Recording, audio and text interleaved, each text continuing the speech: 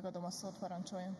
Köszönöm a szót, elnök asszony. Tisztelt miniszterelnök úr, a Fidesz kormány veszélyhelyzeti rendeleteinek törvényi szintre emelésével kezdte a Tisza az új országgyűlési ciklust, de a korrupciót szolgáló veszélyhelyzeti rendeletek kivizsgálásával azóta is adós az új kormány. Az elmúlt években joggal kritizálták sokan, kritizáltuk mi is a Fideszt, hogy gyakran egy nap alatt nyomnak át egy kényes törvényt az országgyűlésen. De arra még a Fidesz uralma alatt sem volt példa soha, hogy egy törvényjavaslathoz egyetlen percben sem szólhat hozzá egy frakció. A házszabálytól való eltérést biztosító 4/5-ös paktummal a Fidesz és a Tisza összefogása ezt is megoldotta, megtiltották a hozzászólásokat. Ráadásul a nyilvánosságot sem tájékoztatták, nem volt társadalmi vica a veszélyhelyzeti rendeletek törvényi szintre emeléséről. A parlament.hu oldalára is csak 3 órával a szavazást megelőzően került ki a 79 oldalas törvényjavaslat, melyben például a Big Tech cégek reklámadójának eltörlése is szerepel. Ez tehát nem a veszélyhelyzet megszüntetéséhez szükséges javaslatcsomag volt, ahogy az a hírekben tévesen szerepelt, ahogy azt önök is kommunikálták, hiszen valójában a veszélyhelyzet tiszta megszüntetését a Mi Hazánk mozgalom nyújtotta be a ciklus első ellenzéki törvényjavaslataként.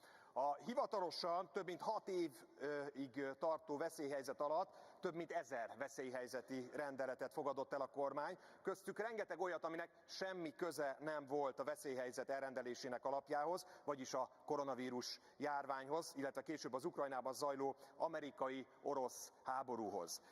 De például a korrupciót segítették vele, ismertetek néhány pofátlan veszélyhelyzeti rendeletet. Például miután Debrecenben és Nyíregyházán a helyi lakosok a közmeghallgatáson is erőteljesen tiltakoztak az akkumulátorgyárak építése ellen, a kormány veszélyhelyzeti rendeletben sietett az önkormányzatok és befektetők segítségére, kimondta, hogy a helyi közmeghallgatások megtarthatók a helyi lakosság nélkül, a helyben érdekelt szervezetek képviselői nélkül, illetve az érintettek felelősök személyes megjelenése nélkül is.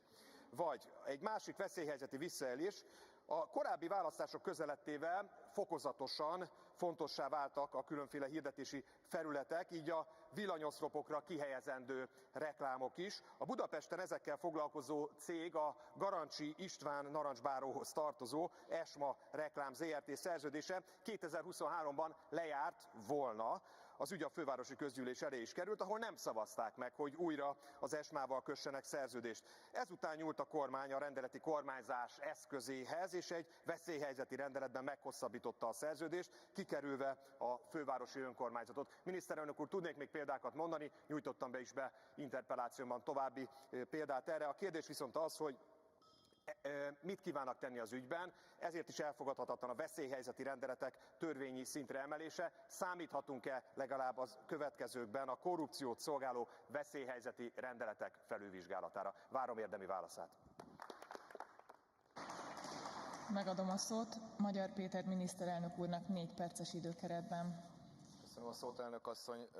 A képviselő pontosan tudja, hogy miért kerül sor akkor gyorsított eljárásban a rendeleteknek az átemelésére, működésképtelené vált volna az ország, ezt ön pontosan tudja, csak újra elmondja ugyanazt a hazugságot, amit korábban.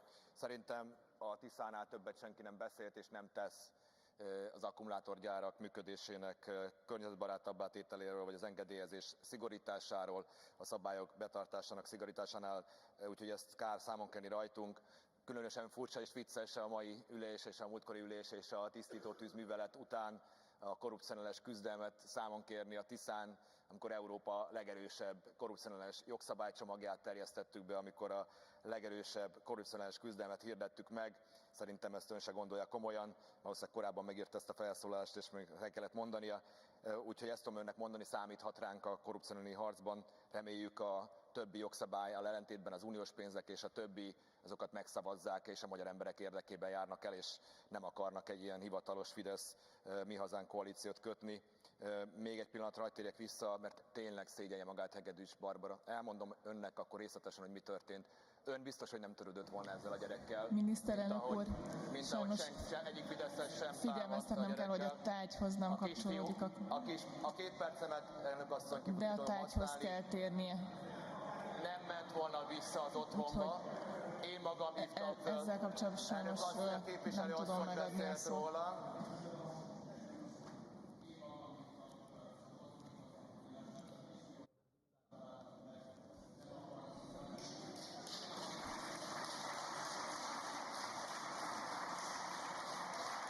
Kérdezem Novák Előd képviselő urat, hogy elfogadja a választ.